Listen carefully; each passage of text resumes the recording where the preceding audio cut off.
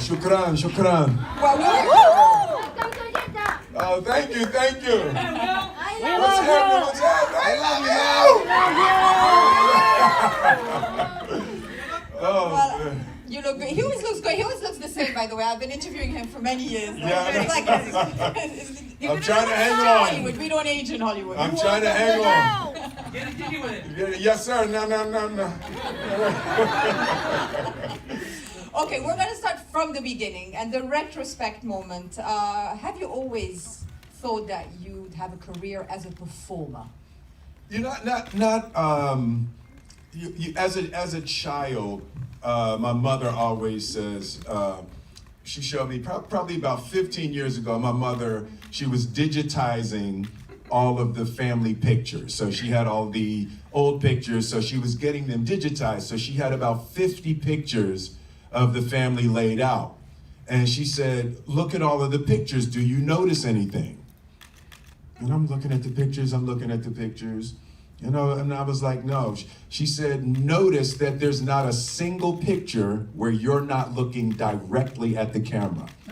Wow. She said, every other family member, you know, you look at family pictures and your uncle's doing this, looking at, you know, somebody gets caught looking down.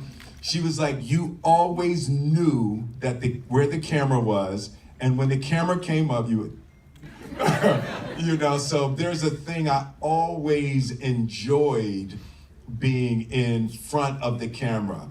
As a child, I loved and still love when people feel good, right? So it's like such an important thing to me in a room that the energy of the room, I want people to feel good, right? So if I have to sing or I have to dance, you know, so that's like it's always been a thing. So you have that great energy about it. Yeah, I live off of that energy of excitement and enthusiasm and inspiration, and I like how it feels to tell someone a story and they give their attention, and then when you get to the end of the story, there's the joyful release. So it's been something that I've loved my entire life,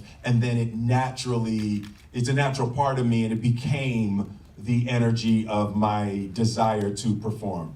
Do you remember a light bulb moment or an age where you thought, okay, it's much more than a desire, this is a profession for me, it's something I want to pursue? I think the first time I heard Rapper's Delight, it was like 1978, 79 that the first rap record ever came out. And I don't know what happens, you know, art forms have a way of doing that, but when I first heard that rap record, I just knew I wanted to do that. And you know, it wasn't even, you know, nobody could make a living as a rapper at the time. But I knew I wanted to do whatever that art form was in front of people. And you know, rap music was the first real entertainment that captured my desire. Yeah! Do you remember thinking that you may do something else, like growing up? Did you think I'm going to be a lawyer one day, or that never really crossed your mind? The king, yeah. Easy profession, you know. Just, I thought I would have a kingdom! No, you know what? It's really funny. I've always been good at math and science, and I was absolutely certain I was going to be a scientist. Wow. I knew the way that my mind works is kind of like a physicist. I always think in terms of measuring and how things come together, and I love figuring things out. Like I love puzzles. I love problems. Yeah, I love right there. Yeah, so I started making my own problems. You know, life life is going too good. I need some problems, you know. Math problem. Yes. No, so Scientifically solved. Scientifically, no. So I love the process of figuring out how to make something work. You know, I always loved taking radios apart and things like that. I had a brief period where dinosaurs were the thing. I fell in love with the physical material history and science. And then when I heard Rapper's Delight, I think that's when it really shifted for me. And it wasn't until I was prepared in 1986 I released my first record. And it was, small record in Philadelphia. I grew up in Philadelphia, and West Philadelphia, yeah. Born and raised, On the playground is where I spent most of my days. No, but it was when I was coming out of high school, that was the fork in the road for my life, and I had to decide, was I going to go to college for computer engineering, or was I going to pursue my music career?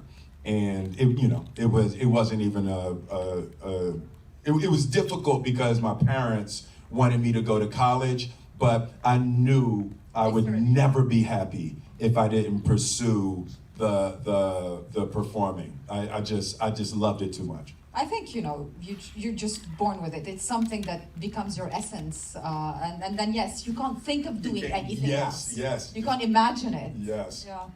And I think you can look at children. You can watch children. It's interesting. Okay. I just did the film King Richard about Venus and Serena. We've all seen it. Yeah. So there was a part that we didn't get to put into the movie. And Richard Williams knew that he was going to, 2 years before they were born, he said he was going to make the #1 and #2 tennis players of all time. Yeah, that's scary. 2 years before they were born. So what he said when Venus was born, he put a tennis racket, he put a book, and a series of other things. And she was 4 months old. And he said he put the things down in front of her, and the first 2 things she touched was a book and a tennis racket. And he said that he took that as a sign from God that her education in tennis was what he was going to concentrate on. That's a beautiful story. Yeah, it was really beautiful. We didn't put that in the movie. I'm gonna steal that for another movie. Yeah, exactly. And you can still play a scientist. I think you have played a scientist. Yes. Robert Neville. I played in I Am Legend. I played a scientist. Yes. And there were dinosaurs. And there were kind of dinosaurs. Yeah, little zombie swords. You like them. Yeah. What did you used to watch growing up? Who were your screen idols? You go to the cinema and now we watch Will Smith on the big screen, right? We all do. Yeah, you can clap. We can give this a great energy. Yeah, Wild Wild West. Yeah, no, that was we put that with the side. I've done better. And it remains a very watched film, Yeah, no. Doesn't matter how you feel about it. People like it. Yeah, no, that's really strange. Like with the Men in Black. See, to me, I feel like Men in Black is one of the we're coming. Men in Black is of course on the list. But what you were watching? What was I watching? So, one of my first cinematic experiences were Bruce Lee movies. Yeah, just seeing Bruce Lee movies was you come out and you're kicking in the theater, and I loved how he was bigger than life, but I love how he created energy that you walked around with out in the streets, and you went home and everything, and you were acting out the sequences, and you wanted to flip, and the level of inspiration that can come from this screen. I knew that very young. I was also very attuned to energy in that way, and I knew I wanted to do that. Not necessarily the acting part at the time, but the feeling that Bruce Lee was able to create. I knew I wanted to learn how to create that in Hearts and Minds.